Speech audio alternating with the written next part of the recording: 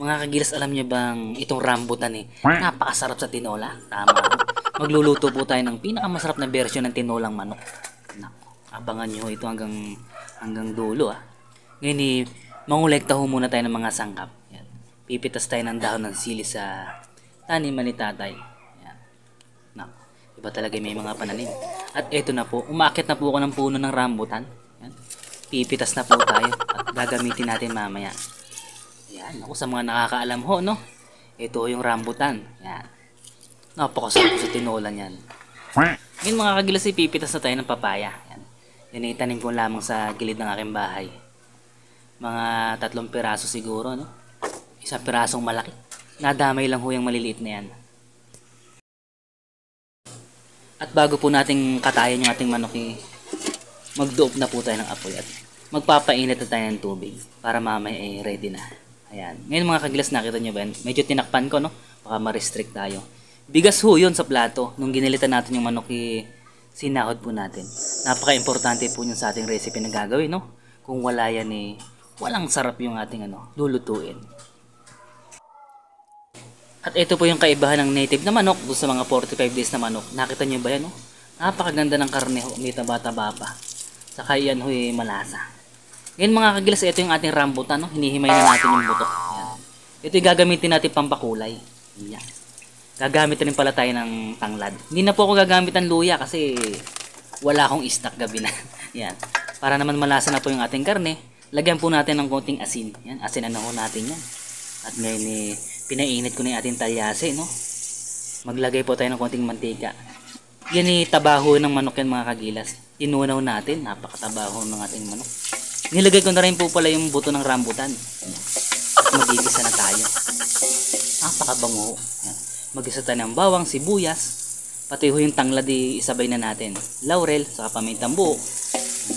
Pagka yan bumango na susunod na po natin yung ating manok. Alam niyo mga kagilas, maganda pong may tanim tayong tanglad, no? Kahit hindi po kayo gumamit ng luya, mas epektibo po yung tanglad na pantanggal ng langsa. Napakabango pa. Yan. Yan, nilagay na po natin yung ating native na manok. Bali, nilagay na natin ng patis. Yan. Yun lamang po yung gagamitin natin pampalasa.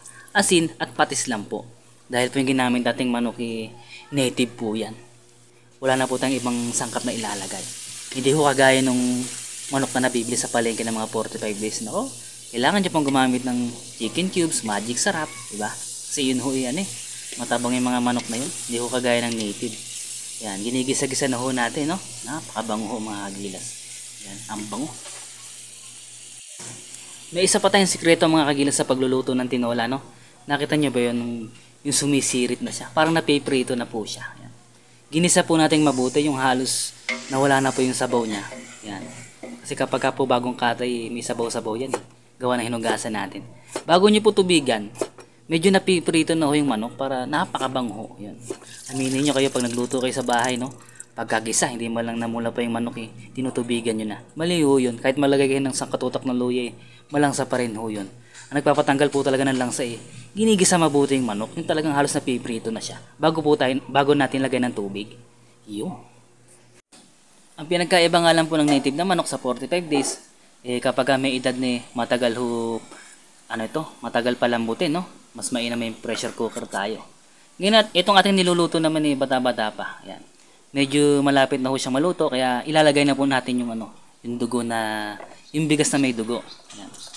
Sasabay na rin po natin yung ating papaya. Medyo malalaki po yung hiwa ng papaya natin para hindi siya malamog agad.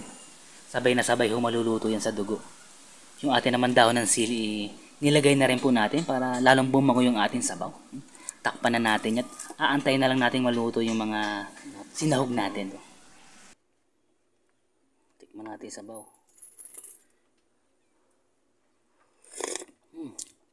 Solid na solid yung sabaw. Bali lang ho ito. Patis at asin lang yung pinantimpla natin. Yan. Hindi na tayo naglagay ng mga chicken cubes. Ito po yung native na manok Napakalasa ho. Kita nyo naman ho kinatay natin kanina. Hahamunin ko yung mga tinola nyo. Saan mang lupalop kayo ng Pilipinas. Ito yung pinakamasarap na tinola na natikman ko. Yan. Testingin nyo rin ho. Naku, napakasarap. Lalo itong may dugo Solid na solid yung lasa ho. Talaga naman. Pinakamasarap na tinola. Dito lang yan sa Bulacan. Yan. Kung papalag kayo, pakita nyo rin ho yung mga tinola nyo kung saan man kayo sa Pilipinas. Basta dito sa Bulacan para sa akin ito. Pinakatabis na tinola. Masarap ho. Yan o. Kasama ho yung dugo. Yan, ginisa sa atsuete.